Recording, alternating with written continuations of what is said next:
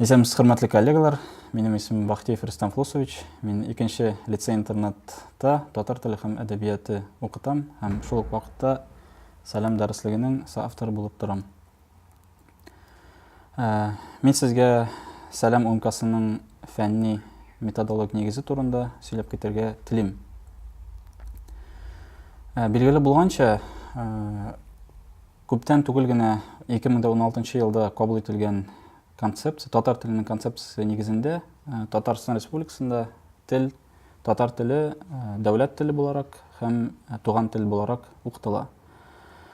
Һәм концепцияның икенче бүлегендә татар теленең төп максаты итеп ул укучыларда тел культурасы һәм язма тел культурасын формалаштыру һәм полилингваль җәмгыятьтә аралаша белүне максат итеп куя. Һәм бу Татарстан Республикасының гомуми белем бирү системасының төп бурычына да тәңгәл килә, чөнки монда да ике дәүләт теле һәм чит телләрдә иркен сөйләшә һәм аралаша алучы һәм шул ук вакытта иҗади фикерләүче, инициативалы, иҗтимагый тормышта актив катнашучы шәхесне тәрбияләү булып тора. Бу максатка системалы эшчәнлекле юнәлеш белән килеп була. Бу юнәлеш федераль дәүләт белем бирү стандартының методологик нигезендә дә ята. Аның төп таләпләре булып танып белүнең актив формаларын файдалану, ул модельләштерү, чагыштыру һәм гомуми яки индивидуаль нәтиҗә ясау өчен шартлар булдыру шулай ук таләп булып тора. Нәрсә соң ул эшчәнлекле дәрес? Эшчәнлекле дәрес нәтиҗәгә ирешүгә юнәлтелгән эшләр системасы. Дәреснең төп эчтәлеге исә укучыларда универсаль уку гамәлләре системасын формалаштыру. Бу юнәлеш нәтиҗәсендә татар теленнән белем бирүнең төп нәтиҗәләре буларак метапредмет һәм шәхескә бәйле предмет нәтиҗәләре формалаша. Шушы юнәлеш нигезендә дәреснең яңача проектлаштыру принциплары турында да әйтеп китәргә телим. Беренчедән, педагогик процессның төп объекты буларак бу очракта укучы тора. Белем бирү эчтәлеге һәм эш төрләре һәм алымнары төрле була. Дәрестә өйрәнә торган материалның эчтәлеге шәхескә юнәлгән, укучының эшчәнлеге эчке мотивларын булдыру, иҗади характердагы биремнәр бик күп.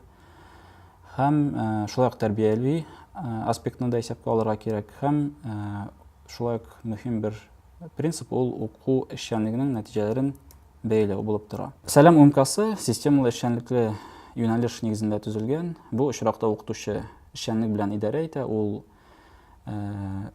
уку процессын башлап җибәрә, аны контрольдә тота, ул нәтиҗәләрне билгели. Шулай ук яңа педагогик технологияләрдән файдалана.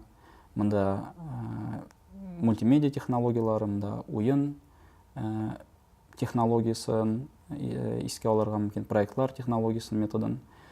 Шулай ук укучыларга мөстәкыйль белем алу өчен шартлар булдыра. Һәм соңгы принцип импровизациягә бара. Бу очракта укытучы, мәсәлән, нинди аңа ысул, нинди метод аңа якын, ул шушы метод белән укыта ала. Концепцияга әйләнеп кайтканда, эчтәлеккә бәйле проблемалар бүлегендә түбәндәге таләпләр бар. Татар телен укытуда лингвистикага түгел, күбрәк телне аралашу чарасы буларак һәм белем алу һәм җәмгыятьтә аны толерант җәмгыятьне төзү юнәлешендә куллануны ориентир булып ала.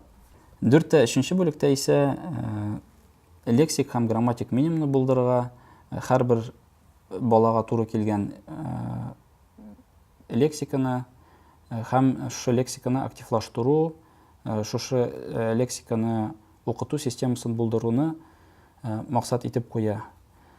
Һәм менә алда әйтеп кителгән бүлектәге таләпләр һәм соңгы әйтеп кителгән бүлектәге таләпләр ул салам умкасында аны исәпкә алырга тырыштык.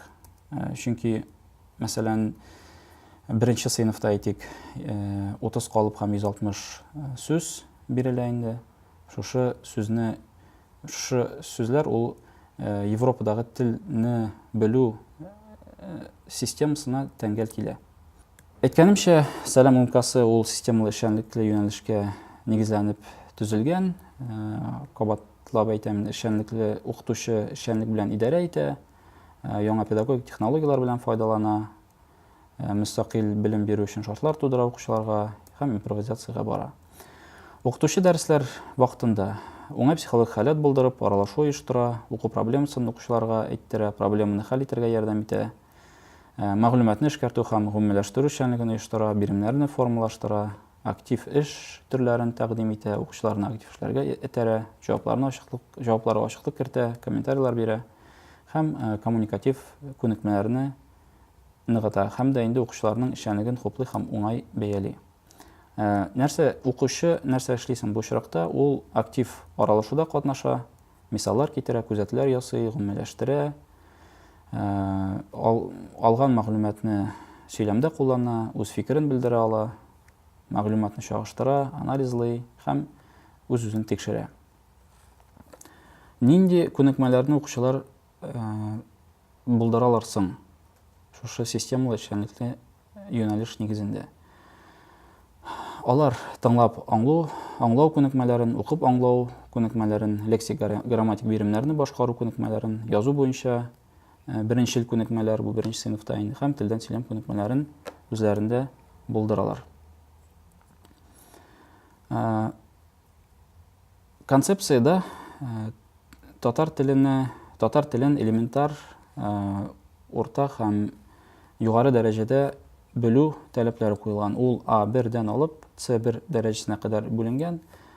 Сәлам умкасы да шу телләрне белү дәрәҗәсен исәпкә алып төзелгән умка. Ул, мәсәлән, беренче сыйныф А1 дәрәҗәсенә туры килә. Эш программалары турында бер-ике сүз әйтеп китәсем килә. Шушы сәлам умкасының үзенең эш программалары бар. Һәрбер сыйныфка ясалган. Ул укытучы китабы белән бергә бирелә. Тел дәресе 99 сәгать, әдәби уку дәресе 35 сәгать каралган. Шу программа нигезендә укытучылар рәхәтләнеп үз эшчәнлеген оештыра алалар. Әдәби укуга килгәндә биредә кечкенә шигырьләр, анда табышмак һәм мәкаләләр керәләр.